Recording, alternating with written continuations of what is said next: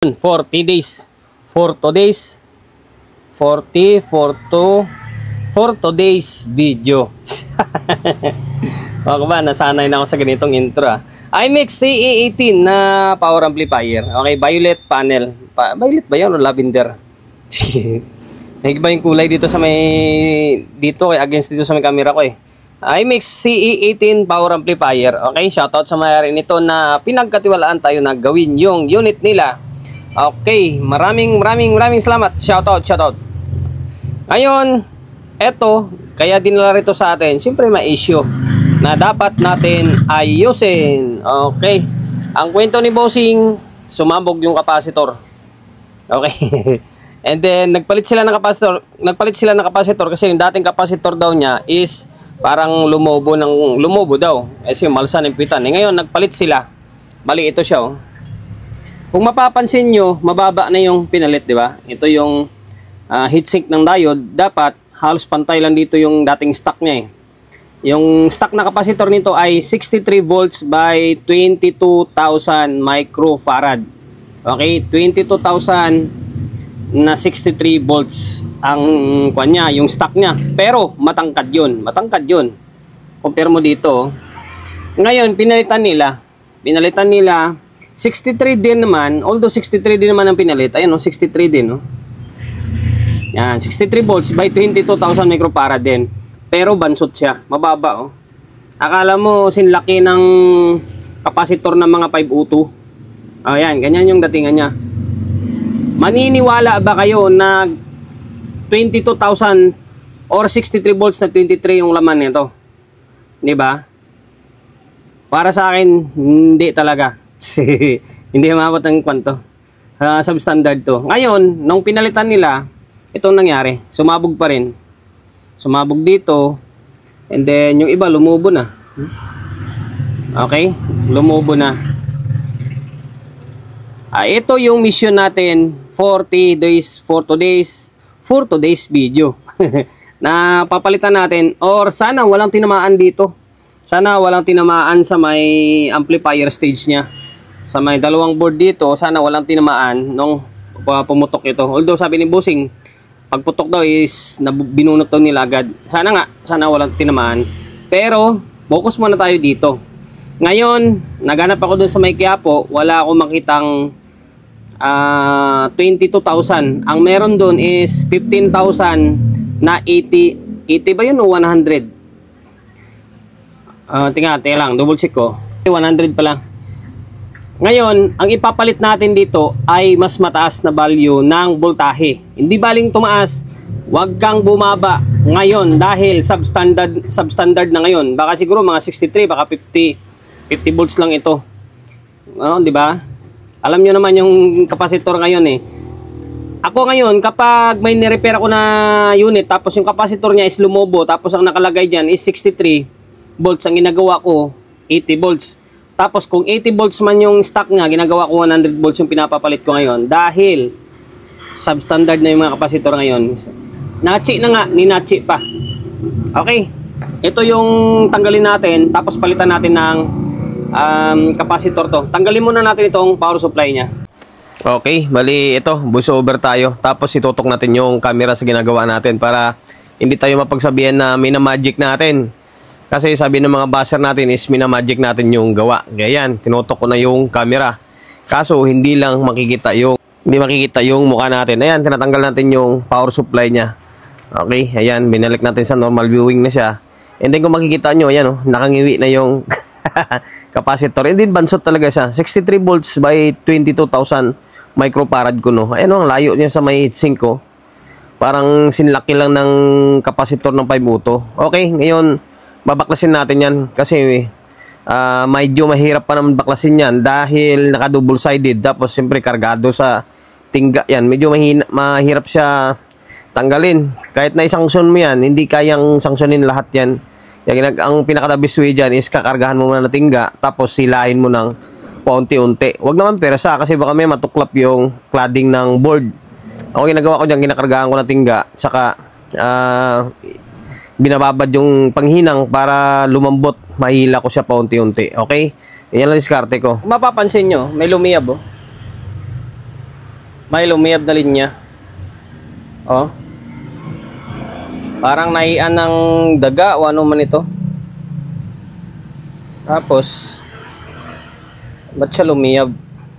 Okay, basta kutkutin na lang natin to, tapos babarnisan natin, tapos tanggalin natin yung mga butas na yan, yung mga nakabara, para ipalit natin yung kapasitor na ipapalit natin. Tapos dito, hinangan ng todo to, kapalan ng hinang dito, kakapalan ng hinang para mas kumapal yung linya.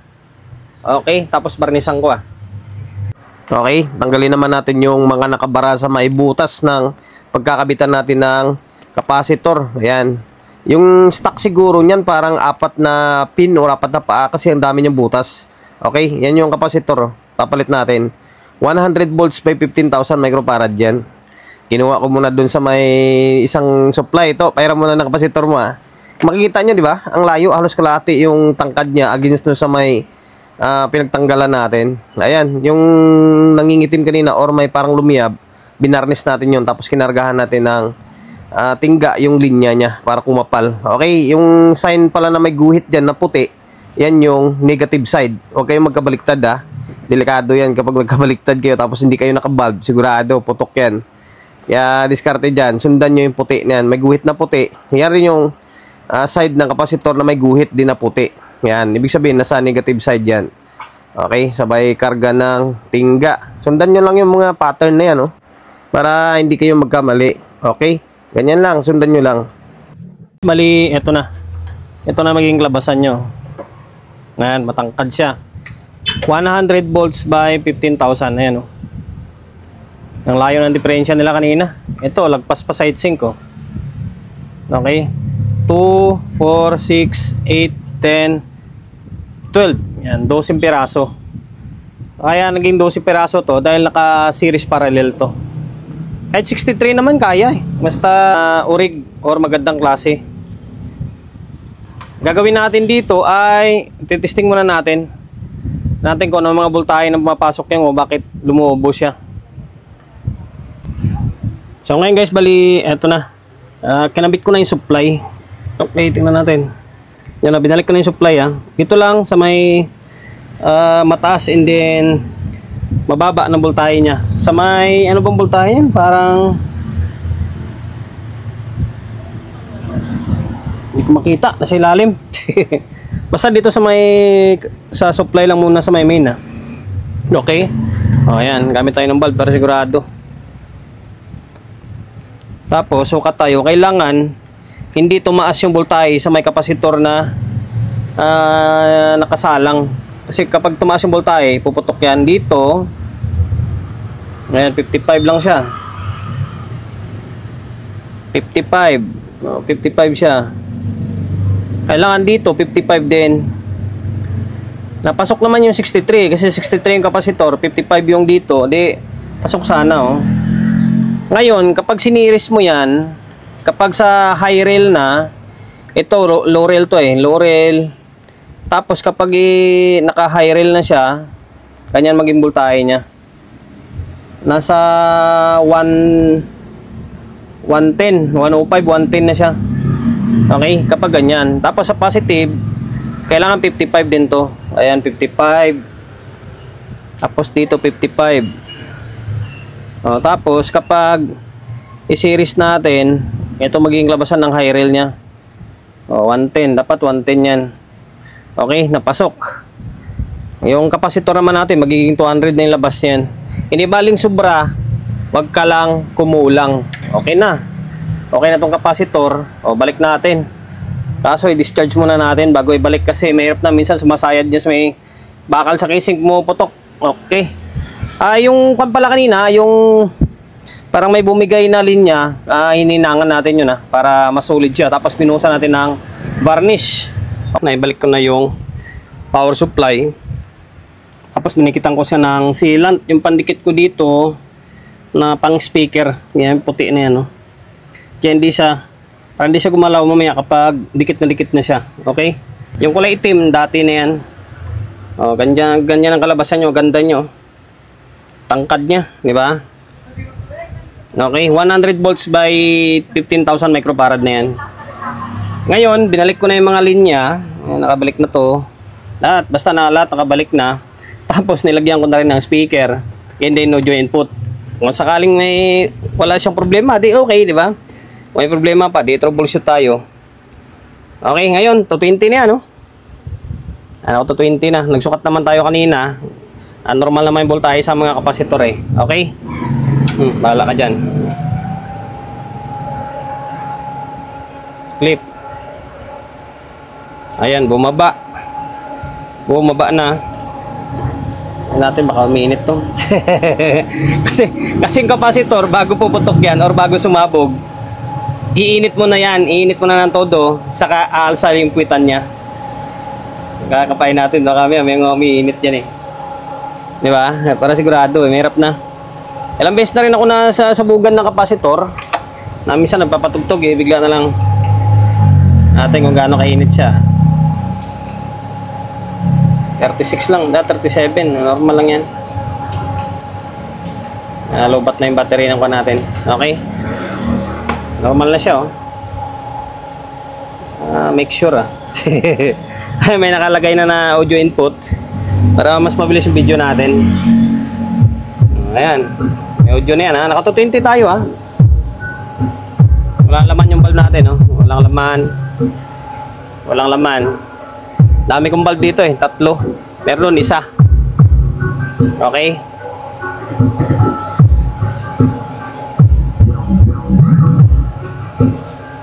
Kung may problema yan, paano yan? Lumubo na yan.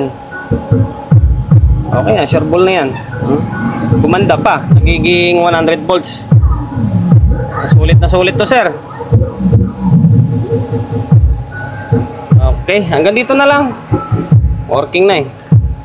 Yung mga kapasitor, ito, yung mga pinagtatanggal natin, ito na siya, oh. Ang liit talaga niya, oh. Ang liit. Alam mo yung mga kapasitor ng 5 na yung mga maliliit din. Ganito rin to eh. Malamang laman nito hindi umabot ng 63 siguro.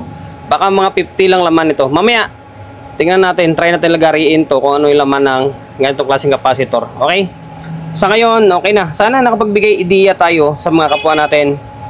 Technician, medyo bago-baguhan pa lang. Tulad yan, kung mga lumulubo yung kapasitor o lumuputok, na pag pinalitan nyo ng ganun pa rin value, eh lumulubo pa rin, may bibigay ko na payo, palitan nyo na mas mataas na voltahe. Kung 63 siya, gawin mo 80. Kung 80 siya, gawin mo 100 para sigurado. Okay? Sir, kung sino ka man, alam ko taga Bulacan yata to. Maraming salamat sa pagkakatiwala mo ng unit pro ito sa akin. Okay na ito, ah. iMix na C18. Yan ang mga kapasitor niya. Ang ganda na niya, oh. Okay. Promotion, bago tayo magtapos, siyempre, shop natin. Solid G Electronics Repair Shop. Number 61, Don Julio, Gregorio Street, sa Uyo Road, sa Uyo, Quezon City. Social media pages natin, sa mga hindi pa nakapag-follow, paki-follow, and then, siyempre, paki-share ng video natin. Sa may Facebook, YouTube channel, sa mga hindi pa nakapag-subscribe, paki-subscribe, like, share, and then, siyempre, paki-hit ng bell button sa gilid para updated ka sa mga susunod na video na i-upload ko. Ingat, God bless, and then peace sa ating lahat.